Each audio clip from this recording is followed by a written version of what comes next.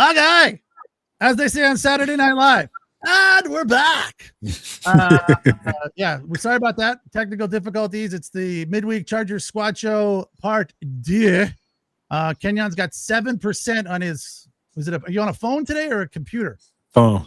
Okay, so he's got 7%. So he might just disappear here in the next 15 or so. Get a magic trick today. Yeah. So a lot going on. we're gonna, I don't remember. None of us remember what we were talking about when the S hit the fan. So we're gonna jump right back into kind of recapping what we liked, what we take away from the Chargers 25-10 victory over the Pittsburgh Steelers. As we talked about, Kamani Vidal, 25 touches for 95 yards was a nice game plan. I really felt confident about that. One of the things that I liked about the performance from Justin Herbert and Ladd McConkey, Quentin Johnson, Keenan Allen was that first look read for him felt very comfortable. If he could, and he worked to McConkey a lot, 4 times, it felt like 14 times, but that first look read on a simple slant pattern, very, very effective. And I hope that he comes away from that game feeling like it was a little bit easier on that first look than it is when you're checking down to the second and the third look. So that for me was very positive. Kenyon, what do you look at in that game and go, yeah, we need more of that? I'm going right to Kamani Vidal. I'm going right to that young man, and the way that he's running the ball, the aggression, the vision, the certainty, the speed that he's hitting the holes with. I love what I've seen from Kamani Vidal, especially late in that game, right? As a runner, you want to take advantage of a defensive line, of a defense that's kind of been getting worn down throughout the game, and you have to have someone that can do that. And Kamani Vidal has clearly shown that he's capable and willing to do that. Jim? Yeah, I'm the broken record, man. I want to see the guy get the ball 20 times minimum every single week. And I'm licking my chops at the prospect of having both of these guys when we get Omarion Hampton back in there to do, to have a real tandem going back there to really kind of keep the defense guessing. So, yeah, I want more Kamani Vidal, especially against this group, coming up against this Jacksonville group, which gave up, would they give up 100 or no? It was, I guess only, was it 63 yards rushing? So, they were, 73. 73s. That's not part of their attack. The thing is, we got to put pressure on Trevor Lawrence. I think that's going to be the key for us, but I'm getting away from him. Right? Yeah, absolutely. One of the things I'm wondering about, Kenyon, and we'll all be watching this. Did Justin Herbert grab a Rondé Gadsden at some point yesterday or today or Sunday and put him under his arm and say, "Hey, young buck, it's going to be fine"? Absolutely. And not only Herbert, I think the vets on that team, right? You understand who and what a Rondé Gadsden is. You see the talent, you recognize it.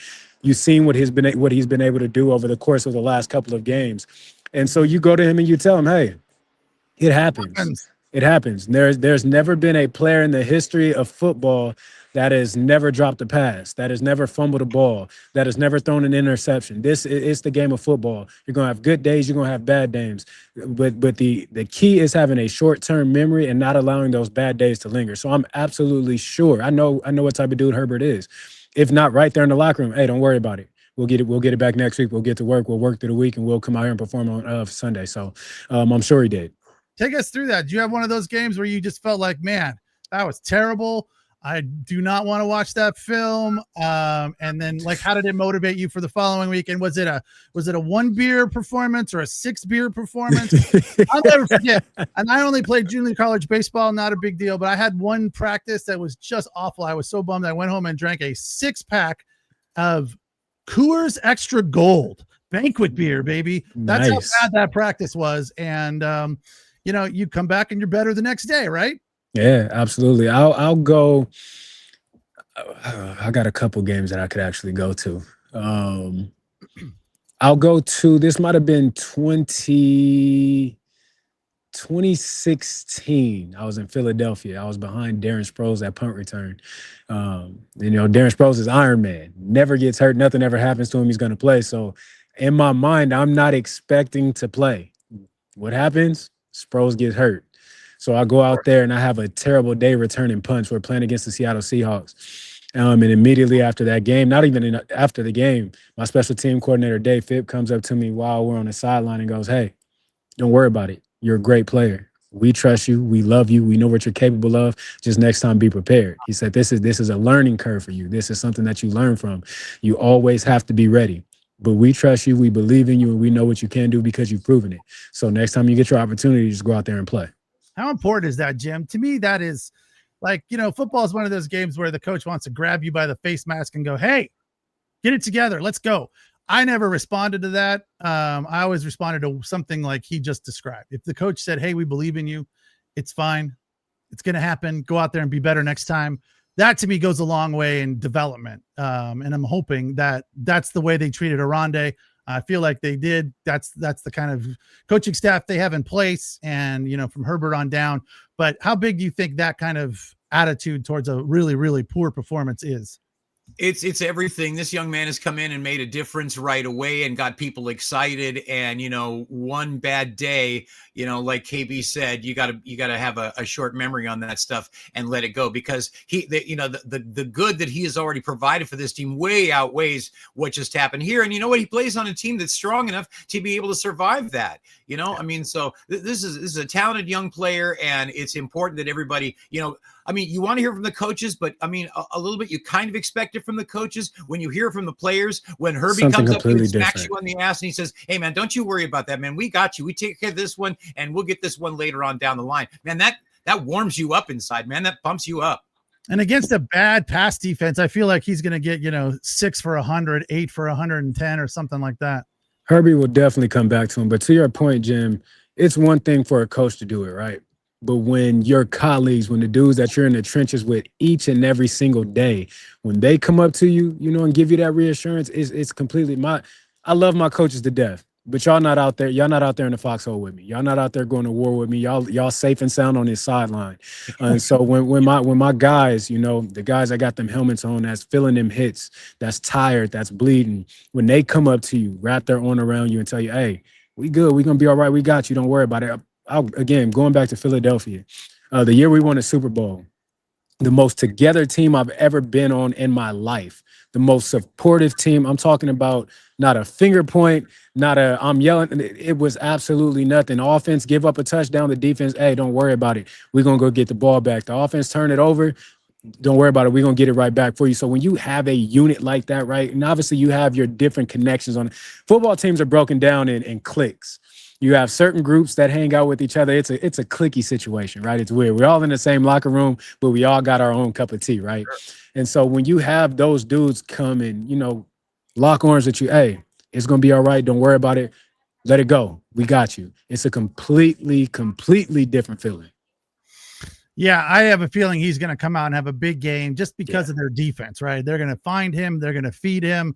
I hope the same happens for McConkey, Johnston, and Allen. I look, I understand the importance of running the ball, and it's going to be tough to do, but they're going to throw the ball as well because that's what Herbert likes to do. The question I have, KB, is we've talked a lot about this. I feel like it's becoming part of their identity, this 12 and 13 personnel. Do you look at it and go, because of the line being injured, they need the extra help? Having at least 2 tights, if not 3, is something the Chargers are just going to do more regularly until this offensive line either improves or becomes more healthy. Now, look, Alt's out for the season, so I don't know how much more healthy they can be. So does it feel like 13 personnel and at least 12 is going to be a more regular thing for them?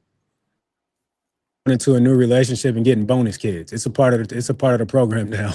You just got to live with it. That's exactly what this is. You got to understand what works, what doesn't work. You got to understand where your bread is buttered. And right now in that 12, 13 personnel, that is a lineup, that is a personnel group that can protect Herbert. Not only that, it's a personnel group that produces. So it's not just about only protecting Herbert, but now we know that we can produce out of this package. And freeze. Maybe his phone's dying. Yeah, like, it might be. And that'll be it. Yeah. But just to pile on, this is they're going to want to get him right this week. They're going to want to go to him right away, just for what everything that we're talking about is get this young guy back on track and thinking the right way. So yeah, I expect him to get the ball early and often this week. All right. hopefully KB can hear. This will be our final thought. I just want to look real quick at the Jags running game situation, because that is obviously a big thing for the Chargers to stop. That they have to go out and stop the Jags running game. As we said, look, their entire offense is kind of average at best. So we don't feel like they're a juggernaut by any stretch. They don't score a lot in the red zone, but ultimately they are going to run the ball. And so let's see what that looks like. Because if the Chargers can stop the run, I feel like it's going to help them. Etienne, 58 yards, Jim, 16 carries against the Houston Texans. That's a decent performance, but I think if we can get 58 out of Etienne and keep him around there under 60, that's a win. In a 30-29 win over the Raiders. He had 84 yards, again, 22 carries. If the Chargers can do that, that's a winnable number for them. I think what we need is we got to keep them from letting a Jonathan Taylor happen to them. Yeah, we certainly can't let them go above what the average has been. That's for sure. No, I like the idea of keeping her. The number I had in my mind was, I don't know why 74 jumped in my head and not 75, but that's the number that I was thinking, that the max I would like to see them give up to him. Travis Etienne is not the player he was when he first hit the scene a couple of years ago. He's had to survive Tank Bigsby and other people coming in and try and blast him out of there. But, he's not a Jonathan Taylor caliber running back, so we should be able to bottle this guy up and keep him under, 60, 75 yards, something like that, so that doesn't become a factor. But we know that that's not how they're going to try and come at the Chargers. They're going to come at the Chargers with Trevor Lawrence. This should be an area. Do you know what the over-under is on this? The total for this game is? I don't. I do not, but I'll get it for you in a second. Another thing I just noticed that was interesting, in a nice win as we were going over the schedule at the start of the show, a nice win for the Jags over the Chiefs was led by Trevor Lawrence running the ball for 50 or something. So that's the kind of thing I think that they cannot allow to happen. If Etienne runs for 50 or 60, that's fine. Sure. But if Lawrence runs for that kind of a number, that could be a problem for them. So they might need to focus in on that. Khalil Mack can have something to say about that. Exactly.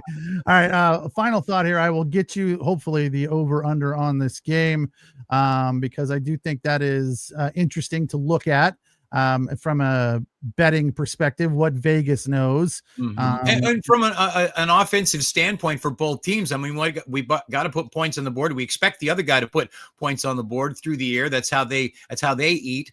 And so I would imagine Vegas is going to see this as a, I don't know, like 51 pointer or something like that. I would think over 50, especially with these two offenses. I looked at the Chargers Steelers game and I said, wow, they have them favored by 3. That makes sense. But I was a little surprised by that, just from the standpoint that, I guess I was a little down on the Chargers and have felt like, they're struggling, and the Steelers came in playing well. But Vegas didn't see it that way. In the end, Vegas had it right, and Vegas is right more often than they aren't.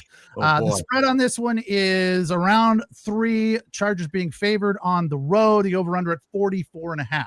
44. So, see, that seems a little low for me, but that's a tribute to the Charger defense. Yeah, I agree. I thought it would be closer to 50. So if it ends up being that low, I think that could be in favor of the Jags. The Chargers are going to have to score some points here in this game. And I feel like with that Jags defense being a bit porous, especially on the outside when it comes to defending the pass game, I feel like, they're going to run the ball, but Justin Herbert is going to get his. So that's the game plan we all want to see as we head off to Jacksonville. Sunday morning, 10 a.m. kick here in LA. Chargers and Jags for Kenyon Barner, who is back to say goodbye. Oh, it looks terrible. He's just all over that house today. It looks awful. Hey, but you're back and we can hear you. Hey, real quick, while you were recharging there, we speculated that a couple of things. If Trevor Lawrence is running the ball, that's not good for the Chargers. And if this game is a low-scoring game, also not good for the Chargers. So they got to contain Lawrence in the run game, and they have to score some points here. I feel like the Chargers are going to win this one. They're going to win it comfortably. It's going to be definitely an over 50 kind of a game. What do you think? They definitely got to put points up, and I definitely think that they will. I don't think this will be an issue for this offense. As bad as the Jacksonville Jaguars are in the passing game, right? This is not an offense that you want to be lacking in that area.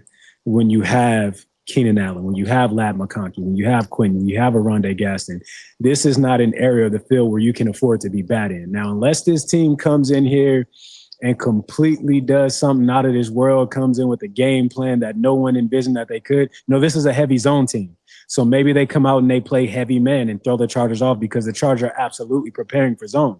And I've had games where that has happened, where you come in expecting one thing from a defense and you have all these zone beater concepts built up in the game plan, and then you're SOL. You know what I'm saying? You end up on the short end of the stick and you end up losing that game. So, they come out and stick to their typical game plan of zone, and the Chargers prepare well for it. I think the Chargers will be just fine putting up points. I'm looking at 27-20. What do you think, Jim? Yeah, I wanted actually more than that. I wanted, like I said, I was hoping for a total above 51. So 31-21. Guy love, yeah, 31-24. What do you think, KB? Give us a prediction here. I just don't think it's going to be that high. I just don't think it's going to be that high. I think we're going to get out of here right around 24-14. Okay. All right. Well, there you have it. We got through it. We did it, guys. That's fortitude right there.